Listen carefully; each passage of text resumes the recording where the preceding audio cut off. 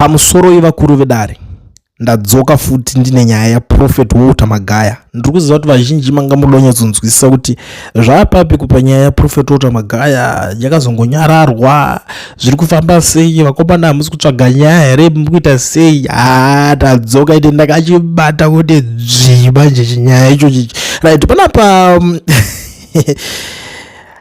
PhD Ministries founder Walter Magaya's trial has been postponed to June 5 to allow the state to finalize investigations into his fraud case.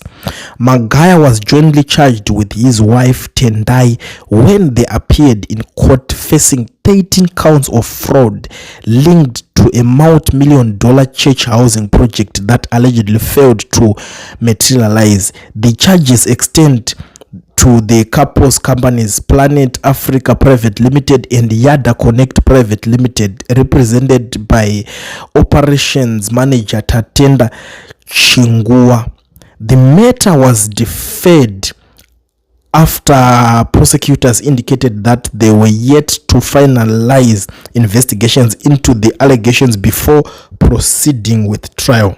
According to state, between 2016 and 2018, Magaya and his co-accused allegedly defrauded congregants from PhD ministries and other citizens after falsely claiming to have secured land for residential stands and investments projects across the country.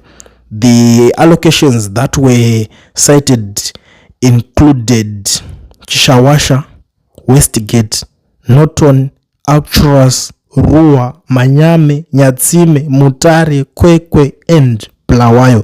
The co-accused expected back in court on June 5 for continuation of the matter pending a completion of investigation by the state.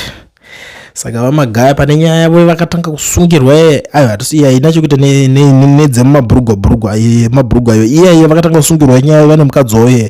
Saka ndio nyaya iri kumbobikwa izvezvo iri kunziwa nekuti idzoke futi mumatare edzimhosva zvekare musi wa5 June vobva vauya vachiona kuti zvakamira sei ende nyaya dzacho dziri kuchiri pakuinvestigatwa. Panenge pachipisa unenge wakaudza vanhu kuti ndinawo mastenzi andinoda kukupai ende unozviziva kuti vanhu vanenge vachikutrusta nemwoyo wese vachiti ndipapa wedu. Umwe anenge achishanda hard end mani nakumana inorwadza, mari inorwadza kushanda, let's be very honest. Ende uriwo wavharwa hauzombozvide uchitoti baba but munhu waMwari. Ende for the funny thing watoungana uchiti wafambira Mwari umbodzwa zvekugara zvepanyika zvinonetsa, but nyaya yacho ndo payaveikwa zvinezvi. Regedzai tione kuti zviri kuperera kupi, because inini pandakuona payave apa ndiri kutoshamisikawo kuti ndizivewo ndakazvitarisa kuti zvichaperera kupi. Magaya zvichamuperera mushe here, zvichave easy kwaari here, kana kuti zvinhu zvichava zvichirema.